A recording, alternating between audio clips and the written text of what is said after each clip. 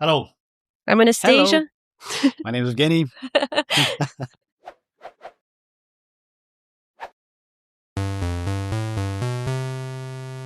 And we're thrilled to have Nikola Jeremić with us today. Nikola is a celebrated composer who has made an undeniable impact on the gaming industry with his incredible soundtracks. Known for blending classical training with innovative electronic elements, his music has been featured in some of the biggest titles in gaming, including Destiny 2, Cyberpunk 2077, Warhammer 40k, and Aliens Dark Descent. Poof. Hello, Nikola. Thank you for Hello, joining us. Evgeny, and hello, Anastasia. Hey. And it's a pleasure to finally get a chance to talk to you guys. Yes, True that. indeed. All right, let's get to the chase. First question. That's has absolutely nothing to do with the gaming industry, music at all, but it's very, very important to us. Can Okay. burek be made with cheese or anything other than meat? Burek is only with meat. Of course. Anything else is an insult to humanity. So there are a lot of variations of burek throughout Serbia, but the only true burek is with beef and lamb, which is sort of like originally inherited through Turkish Empire that was here on the Balkans. And if you go into Bosnia and say, "Can I have a burek with cheese?" people will throw you out. You know, that's like. But in Serbia, it's a little bit different. We're a little bit more open to experimentation. So you have variations of burek with cheese, which is wrong, and empty burek, which is even more wrong. Empty. Yes. Oh my god. What about the one with What's spinach? the point? Yeah, there's with spinach, with there's a pizza burek, which I said No. every time someone mentions pizza burek, a Bosnian and an Italian die. So I tried it once. It's horrible. It's like ham and ketchup inside of a burek meat, and why would anyone want that outside of like regular meat? And there was when there's like Eastern. When there's Easter in Serbia and people are, like fasting, they're not eating meat or dairy products or anything, some idiot made burek with tuna. No. And oh my god. I was like, why? Why would you do that? But, burek is only with meat. And it will always be only with meat. Traditionally, burek that we inherited from the Turks, the word burek is basically what they have as burek in Turkey. And that thing is made only with either beef or veal or lamb, And here we call it like burek with cheese, burek with this, but it's actually in Bosnia, they call it a cheese pie. Yeah. It's a pie, but with cheese. So whoever called it, like in Serbia, it was easier for us. I mean, we have cheese pie, but when you see the shape of it, like in every bakery or something, that's actually burek, but with cheese, which is wrong, So that's the, there are discussions for whether burek can only be with meat or with cheese and anything else. It's like that internet discussion that was like a few years ago about is this dress black and blue or, gold and white. So that's basically, but my opinion is that, an opinion of many bakers is that real burek is only with meat. Not even with pork. People say like, okay, yeah, burek with pork meat, but the real traditional burek is with either lamb or beef, not pork. But okay, pork is okay. It's kind of like a gray area. It's meat, but it's no cheese. Right, I'm okay. glad we settled this. Yeah, that's good. Regarding the dress, by the way, did you know this trend or like this forced topic on the internet is turning 10 years old this year? Oh, really? Oh, Yeah. wow. Yeah. 10 years old. Can you imagine that? I feel old right now. Oh my god, I feel old every day. Every day I get a pop-up like, this song is turning 20 years old. And I'm like, what? How? When? What did I do all those 20 years? But yeah. I switched those pop-ups a long time ago. Yeah, it doesn't make any sense. Regarding the good old times, did you have to play a musical instrument at school, and what was it? Because, I mean, in Serbian schools, it's kind of popular, right? It does look like every kid is like has to play either this or that. Yeah. Well, that's sort of like I wasn't made to sort of like play. My parents didn't force me. I was never forced to play a musical instrument, nor teachers at elementary school ever forced us to play any musical instrument. I think it's more of a trend in Serbia that like the way that I see that a lot of kids nowadays have so many activities. That is why we have kids that are with ADHD and everything, kind of like attention disorders and everything. It's because their parents are forcing their kids to have like a lot of you have like, the way that I see it, you have like two extremes. You have parents that are not forcing their kids to anything, and their kids are immediately introduced to tablets, phones, video games, television, blah blah blah. And you have parents who are kind of like forcing their kids into a lot of activities just for show. My daughter goes she learns English and she learns Russian and she learns French and she speaks German like she was born there, and she plays the piano, and then she goes to a ballet school, and then she plays the violin, and then she goes to volleyball, and then she plays tennis to be like, that's the situation that, kind of like the two extremes. There are, of course, middle grounds that, like, you have my nephew, for example. He studies Japanese language and he studies piano, and that's it. Those are his interests, and that's totally fine. When I was a kid, when I was like 7 years old, the only thing that I was interested was cartoons. I didn't discover love for music until I was, I think, 12 or 13, when I got into my sort of like pubic period, teenage years. When I was 13, basically, I started discovering rock and roll music, heavy metal, and that is what always interested me. Yeah. My music teacher, who was an pretty old school, purebred communist, and then I was like 13 years old at that time when I got into his class, and all my life I have long hair. The only part in my life where I had short hair was when I started elementary school at 7 years old, and I had like this brief period between the first and the third grade of elementary school. I had short hair because my parents were worried that kids would molest me and bully me because of my long hair, and they would call me a girl or something like that, which they did, of course, after I got it, especially in my teenage years, but my father has long hair. He always listened to rock and roll, so I was kind of like adopted this lifestyle since the early ages. But I really got interested into listening to music when I was 13, with rock and roll, with heavy metal, with blues, jazz, And then through video games, it was like early 2002, 2003, when I got my first PC.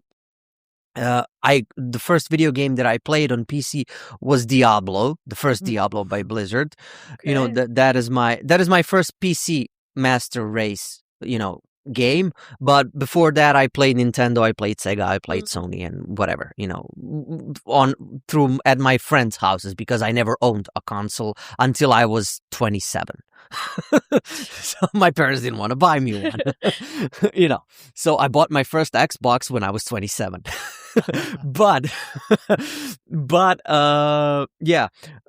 So I started, getting more and more interested into music, and I started nagging my parents to buy me an electric guitar to start practicing. And I got my first guitar when I was 15, and it was an acoustic guitar. And I was so bored when I saw that it was an acoustic guitar. I was like, I don't want to play this. Nobody wants to play acoustic guitar. I want to make the noise that comes from the radio. I I want to play electric guitar, and I kind of like lost interest into acoustic guitar pretty early. And my music teacher at that time at elementary school, who also kind of like bullied me because of my long hair and because I didn't want to sing in school's choir. He said, "You will never become a musician. You should be banned from ever doing music in your life because you are incompetent to sing." And he was right. I am incompetent to sing. I cannot sing. But I was inspired by a lot of rock and roll and a lot of video game soundtracks that I discovered love for symphonic music through video games. Especially through Halo. Halo is my holy grail of gaming, and first time I heard that melody from Halo, from the first Halo Combat Evolved, I was like, wow, this is so cool. And then there was, I don't know, Neverwinter Nights and Morrowind, and then Blizzard, Warcraft, World of Warcraft, all of that. So I was the teenager who started listening. Teenagers in Serbia were mostly, were mostly following modern trends. Like at that time when I was a teenager, you had Eminem, 50 Cent, Britney Spears, Shakira, whatever, kids were listening at that time. I was listening Metallica and video game soundtracks and film soundtracks, and it went on and on and on, and black metal from Russia and from Norway, and I got more and more interested into that when I was in high school, from my 16 up until 19 years old, and when I turned 16, I got my electric guitar. And I never went to music school, sort of like for proper musical education, institutional education. I am musically trained and musically educated only by myself. I never attended music classes or something like that, Sure. So everything that I know about music, I learned either by myself or by asking other fellow musicians. I had a guitar teacher for a short period of time in my life when I was 18 years old. And we worked together for like a year or so, but our classes and our practices together were mostly based on discussions about various styles of music and how you can incorporate that with electric guitar, compared to kind of like he was teaching, he wasn't teaching me like, okay, you play this chord like this, you can play this scale like that, or blah, blah, blah. So he was mostly teaching me through songs that I liked. So like at that time I was listening to a lot of Yngwie Malmsteen and Satriani and Steve Vai and Vangelis and film soundtrack, and he was like, well, this melody from Star Wars, you can play it like this on the guitar, this is this scale, this is this key, or and when I got to, so I wasn't formally musically trained. I was more self-taught, self-educated, and I play a lot of instruments, just I don't play any of them particularly well. This is what I like to say. But it's good enough for the stuff that I compose. Jesus, but can I interrupt you for a second? You're saying you're good enough for the stuff that you compose, but like hearing what you did, like for Warhammer, for instance, how can somebody who is self-taught, how? I don't get it. I mean, inventing music for me is like, thinking of a new color. You basically cannot think of this because how can you do that? And the same with music. How can you come up with something new, especially if you were not taught to? How did you do that? We need some information here. Okay. Well, you see, when working on most of my game projects that I work on involve either fantasy or sci-fi. you know, because it's basically genres of gaming are mostly popular like that. I wish I could do a racing game, for example. Somebody please from Codemasters or from Electronic Arts or whatever, or from Sony, I would love to write at least one piece of music for Forza Motorsport or for Gran Turismo or for Need for Speed or whatever. We've got one racing game. Yeah, one, like at least one racing game out of those, or something like that. But most of the stuff that I get to work on is sci-fi and fantasy, and especially when working on sci-fi. Let's say, for example, Warhammer. You mentioned Warhammer, especially Warhammer 40,000, which is this grim, dark future and something like that. So, what my coworker Doyle Donahue and I are working on together when it comes to Warhammer is mostly the world of Warhammer is so inspiring. It's very well defined in its genre, but musically, you can do whatever you want, and that is the pure joy of working on Warhammer. Because Doyle and I together, we have our own musical style that we did on Battlefleet Gothic Armada, that we worked on Chaos Gate Demon Hunters, that we also worked on official Warhammer animated series Hammer and Bolter. We did 3 episodes. That one is completely different than for example, what I did for Owlcat Games, which is a Russian studio, what they did for Rogue Trader, which is a different story set in a Warhammer 40,000 universe. And, Rogue Trader is completely different from this latest game that Jesper Kid scored. I usually remember the composer better than I remember the name of the game, but it's I think it's called Dark Tide. Dark Tide, Dark Tide, which is set in Warhammer 40,000 it's like a Left 4 Dead in Warhammer 40,000 universe, and that one is completely sounding different than what any of us are doing, and Space Marine 2 sounds totally different. So what Warhammer invites you to do is to experiment, like what you said, like it's a new color. Every instrument is a new color, and the technology, the advance of technology has enabled us composers to create new colors. You can create beautiful atmospheres from just electric guitar, for example, because guitar is my main instrument, let's say, for example. So I can have like an electric guitar, plug it into an amplifier, use a lot of effects on it, reverbs, echoes, delays, choruses, blah blah blah, distortions, and I can make that thing sounding. I can play it with a pick, I can play it with my fingers, I can use a violin bow on it and make an atmosphere out of it. I can make a pulse bass out of it. You can do so many things.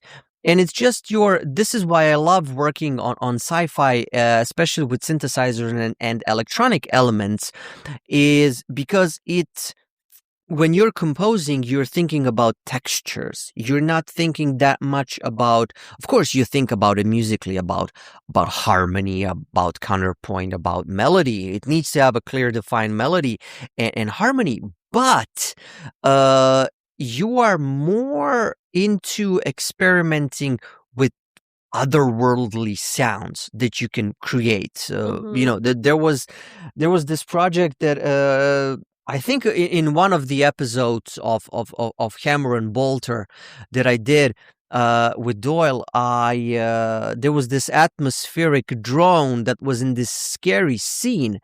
And that atmospheric drone was me playing a dry rack where you put your laundry to dry. It's a string. It's a metal string.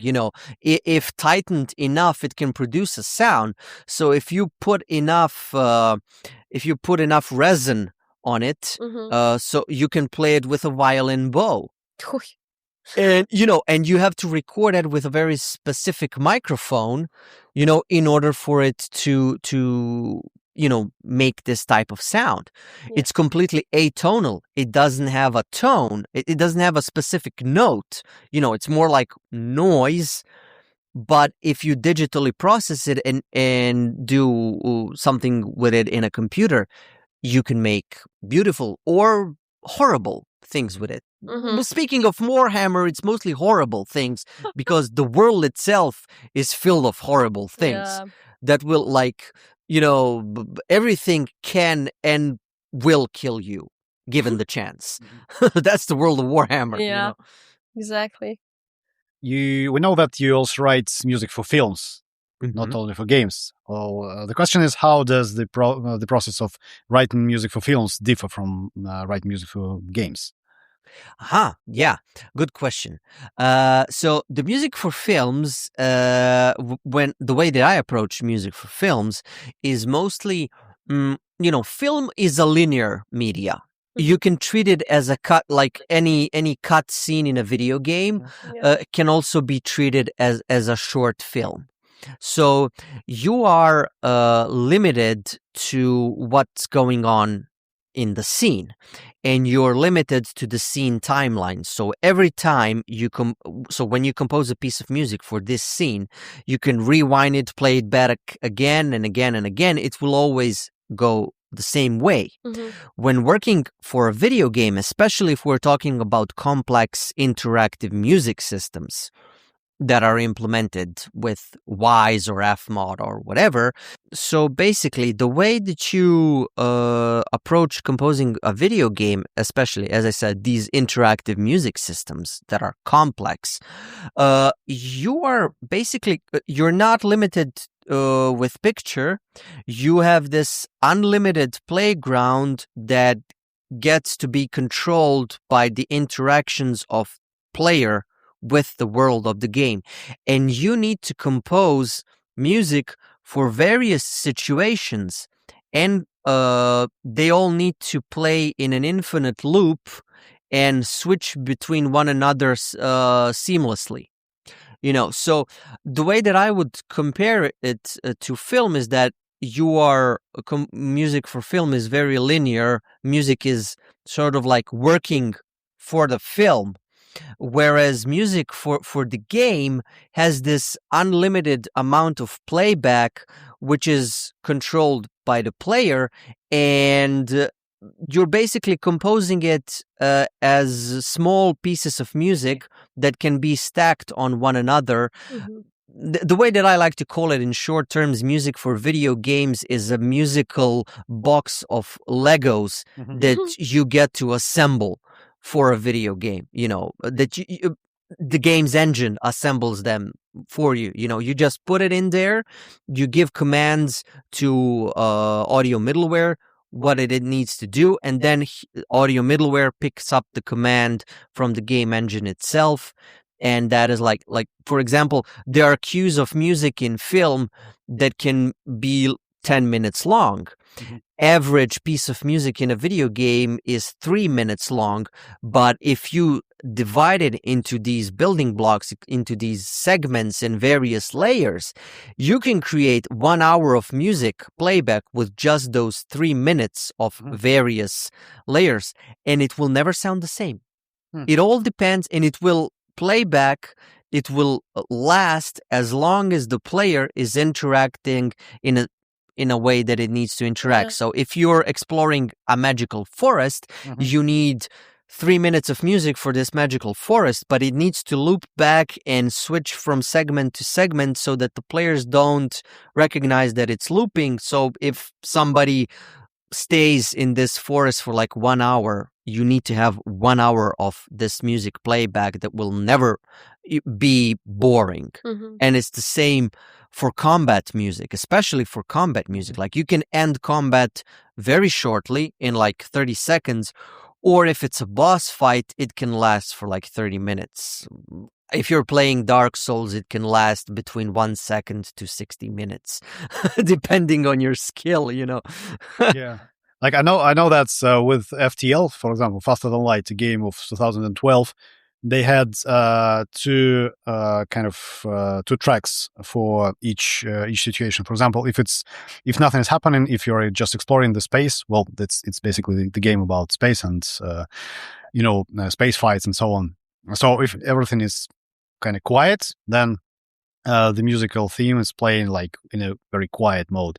But when a battle begins, the same theme changes like instantly into something more intense. But it's like the same theme. So basically, the composers created two themes of each, or two variants of each track to be able to use them during some kind of calm situations and for like very intense situations. So I think in most of my work is evolving around video games, and without any disrespect to fellow composers who are working only in film, but I think that music for video games, not actually music in an artistic way, but it technically, the technical approach to composing music for a video game is a lot more complex than a technical approach to composing music for a film.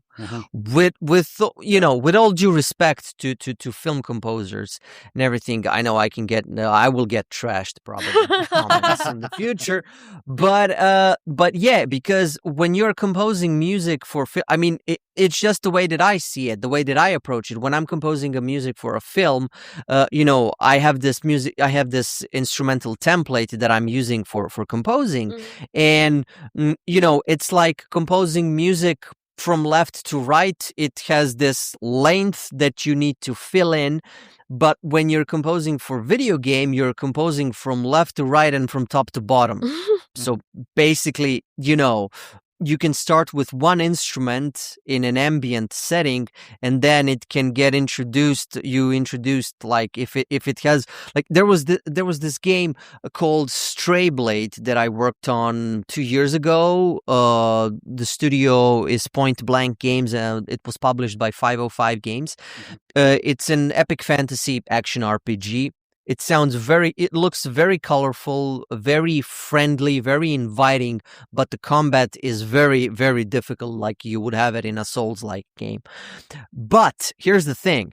The music that we had is like, we had this combat music that was depending on the amount of enemies that surround you. So let's say we will not go full-blown action music for for enemies that are like levels lower than you. You have something you will quickly, easily dispatch them. You have like two instruments playing. Then if you have like enemies that are of the same level as you are, the combat becomes a little bit more difficult. So on top of those two instruments, you add a couple of more layers, and then enemies that are stronger than you add more layers, but everything needs to work together. And then when there's like a mini boss, you have like additional layer of intensity and tension that you like. This mini boss is attacking you, his minions are attacking you, every other enemy out there is attacking you. You don't know what's going on the screen. The music is helping you sort of like understand the situation that like you're about to die. Get the hell out, And in boss fights, what we did for boss fights for that game is that we had like a vice versa approach. So you start your music for boss fight. The layers of music were attached to health bar of the boss. So if the boss is like at full health up until like maybe 70%, you have this like kind of like really mean, aggressive music playing that gives you a sense of like this boss is dangerous. You need to tactically approach this combat. As you strip him down of your health, the music becomes more inviting up until the moment where your boss is at like the last 30% of health. The music becomes heroic. Like you're the boss right now. You're smashing him, and the music goes from this, and it's all seamlessly. And for ambient music, we had this situation where you have to change music from day to night. It's the same arrangement. It has like this maybe 2 or 3 layers of instruments that are shared, but as you go deeper into, for example, into the deeper night later, like into midnight or something, there's less and less instruments playing, and they're playing more sparsely. Instead of playing 4 notes, it plays like 1 and then the 5th note and then the other. So, and that all goes like seamlessly. So that's when I try to explain like how complex is the musical system for a video game compared to a film. Yeah, absolutely. The music has to be the message like itself, kind of narrative technique.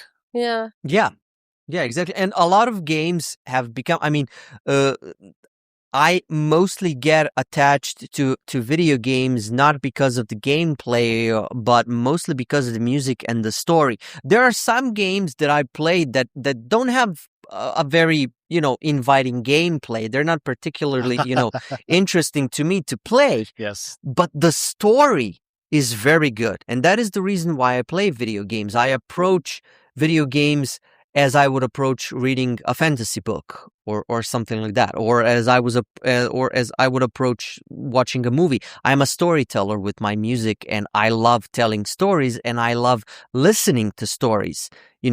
I love mythology. I love fairy tales. That is what inspired me to become a composer in the first place. I like to tell stories through music, and thanks to video games and thanks to films, we have more and more kids getting interested into orchestral and classical music, which I think is fantastic. And imagine the world that we live in. Imagine if the composers from the old times would like compose music for games now. It all started from that. I say that like if classical music of the 19th century didn't exist, we wouldn't have film music and game music that we have today. Sure, classical music in the 18th century, Mozart, Beethoven, Joseph Haydn, Franz Liszt, blah, blah, blah, that part, and Bach before that, Baroque, that's all kind of like, I'm not into that classical, Vienna classical music. I am more into romantic aspects of classical period of music. So the 19th centuries when Korsakov and Tchaikovsky and Bedřich Smetana, Wagner, those guys are my composing heroes of that time, and that I still listen to nowadays. And I think it would be like sort of like, there's a lot of games that kind of like use classical music in either trailers, in even in gameplay, because it's all a part of public domain. And they're, as I said, thanks to video games and thanks to films, symphony orchestras have, and classically trained musicians have work today. Speaking of which, what do you think? What game would Bach or Tchaikovsky would compose?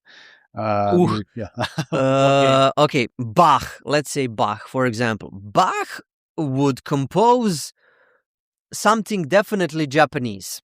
That's an interesting idea. Okay, unexpected.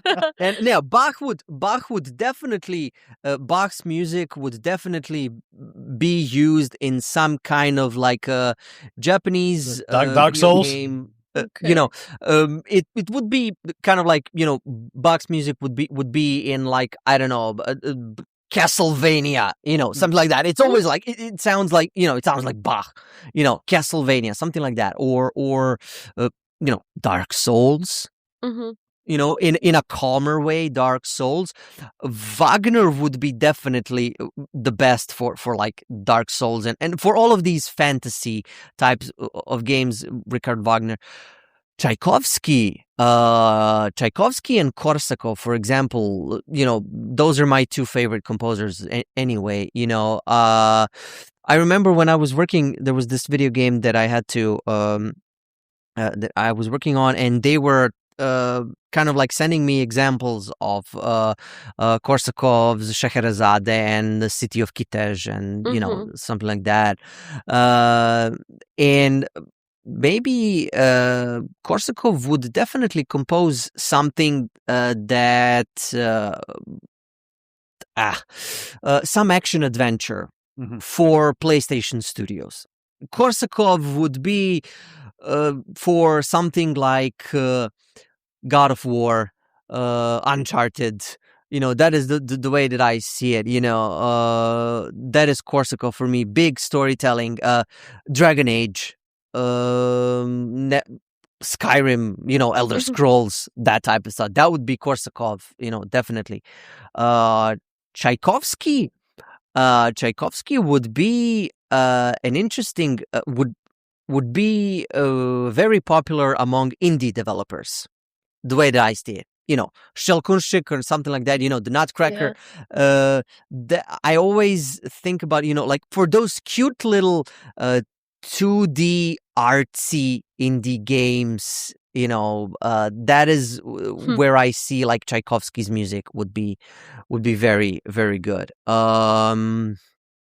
If we're talking about orchestral music, but you know, modern classical composers, early 20th century, you know, like I don't know, Shostakovich or something like that. Shostakovich would work on something like The Last of Us. You know, that, you know, okay. You know, he has like these very, very interesting, you know, very minimalistic compositions. And like, I'm not very, you know, into postmodern, you know, classical composers of the early 20th century. But yeah, I always see like Shostakovich for something like, you know, that type of game, not necessarily for like The Last of Us, but the game that it's in that style, a survival, creepy survival game, you know, of that kind, you know, that would be, you know, Shostakovich for me. But all those classically, you know, Beethoven, Mozart, Joseph Haydn, all of that goes straight into Japanese video games, like I don't know, either horror Japanese games, because they're very much inspired by classical music of the West, you know, and they have developed their own style now into this sort of like the way that I like to call it, like the Japanese anime music of Joe Hisaishi, you know, Nobuo Uematsu, Tetsuya Takashi, and the other guys. You know, they have their own very specific style right now, but it's inspired either by classical music or by jazz. So that's where they go. You know, romantic period, 19th century Russian and German composers, they are straight for action adventures. Right. Whatever, you know, straight into action adventures.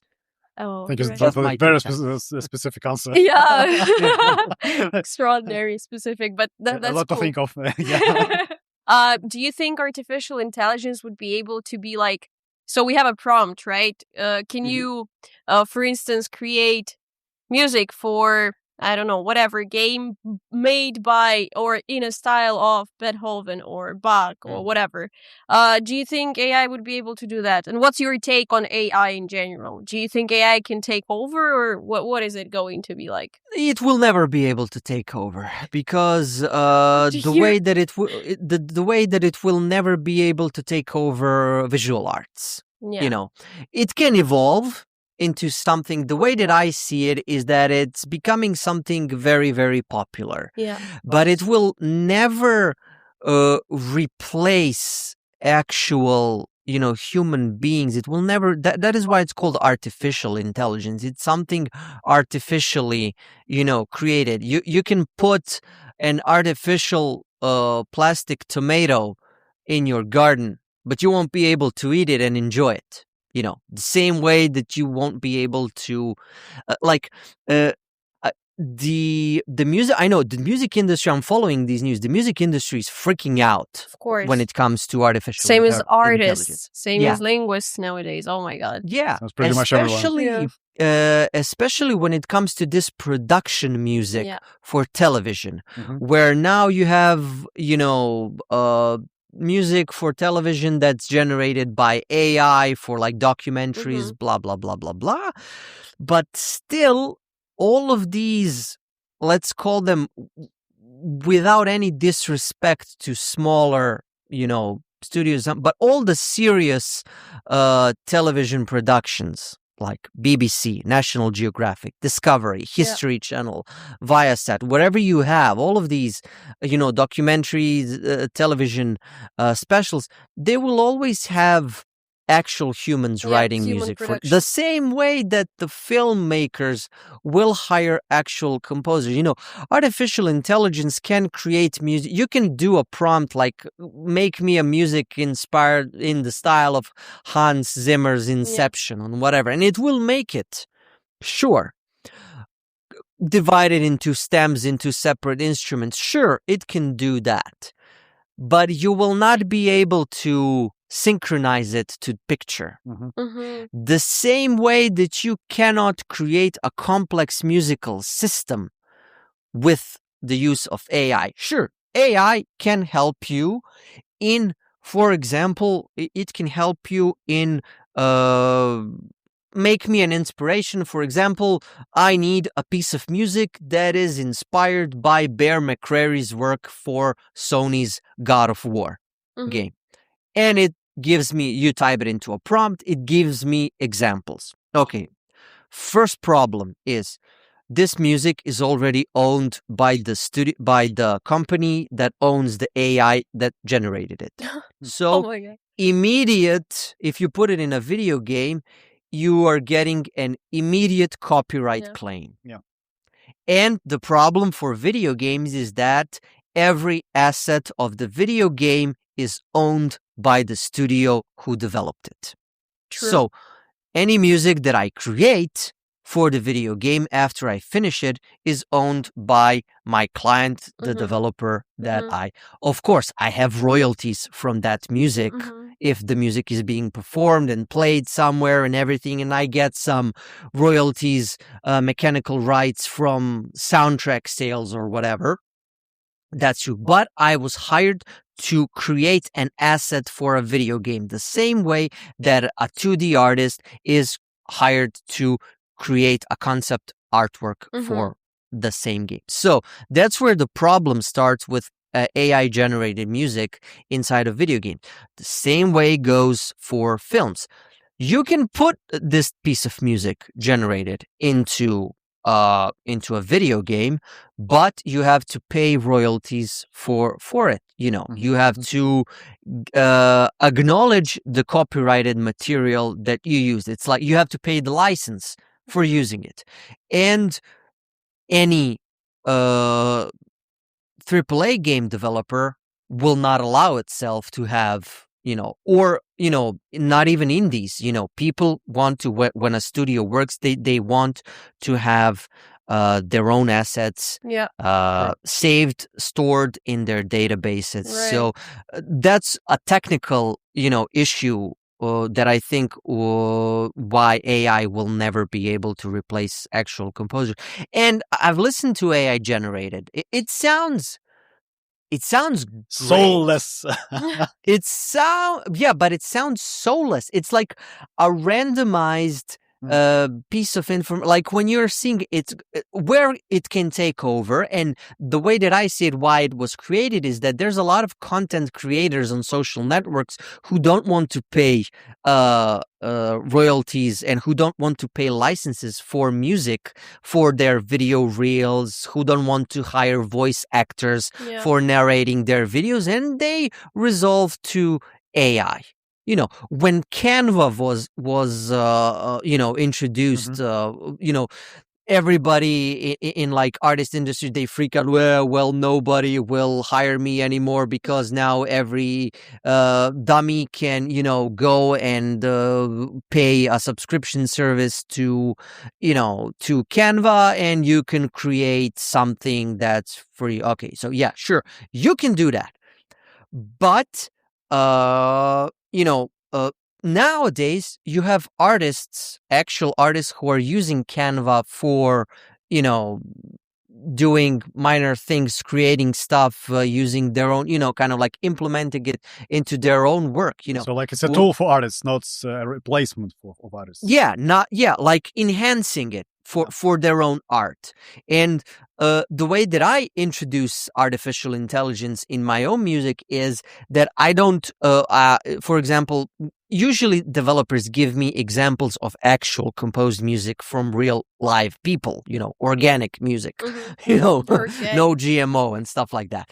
And I listen to those examples. But the way that I use AI technology in my own music is that I have plugins that are helping me clean up the bad resonances in my instruments for example, where AI is more sort of like surgically precise than a human ear can do it. Let's say, for example, this violin is screeching very hard in the background, and whatever I do with either an equalizer or a compressor or processing it in any way that I have tools, it's not helping. I resolve to AI, and for example, I allow AI to listen to this instrument in the context of my composition, in the relationship with other instruments that are playing in my composition, and it will soothe and it will, smoothen out the noises that I don't want to hear. But the performance and the melody and everything else is my own.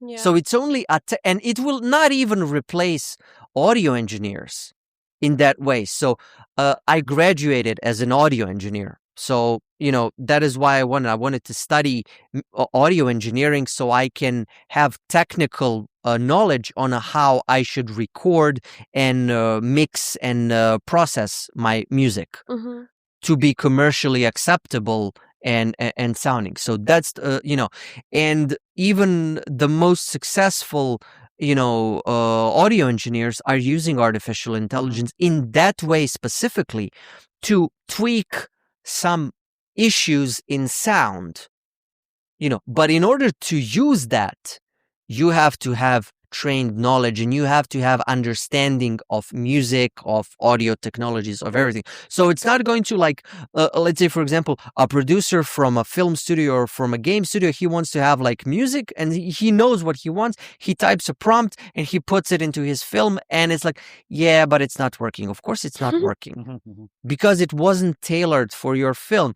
And I am not sure that AI will be able to approach in a soulful way to composing music for film and for a video game in that way that it can work together with the media, that it can serve the picture or the gameplay.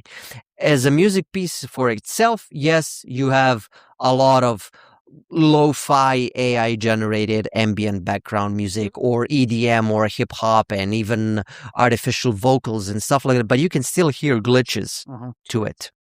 Yeah. So we're safe, people. Terminators will not kill us. Maybe not in our lifetime, but in the next next generations. It's their problem. Yeah, true.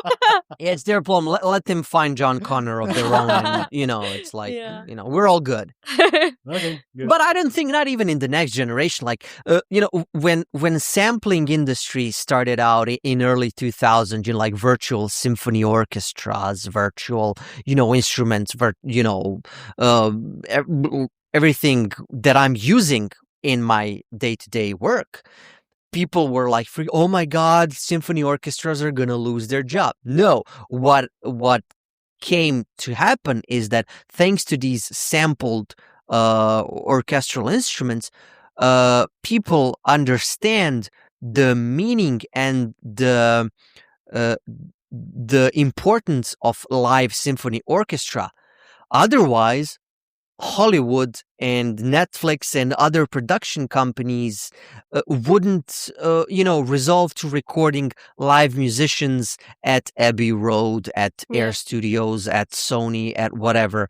We wouldn't be having any more live recording of kind of like soundtracks and everything. We would just stay with sort of like classical music performances at Bolshoi Theater or something like that, and that's it. But no, it didn't happen. You have more and more symphony orchestras thriving, and more symphony orchestras working for the industry, creating and recording amazing pieces of music for video games and for films.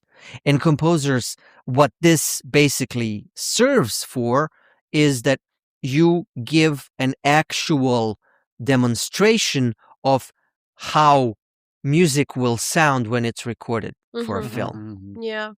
That's what we're doing, actually.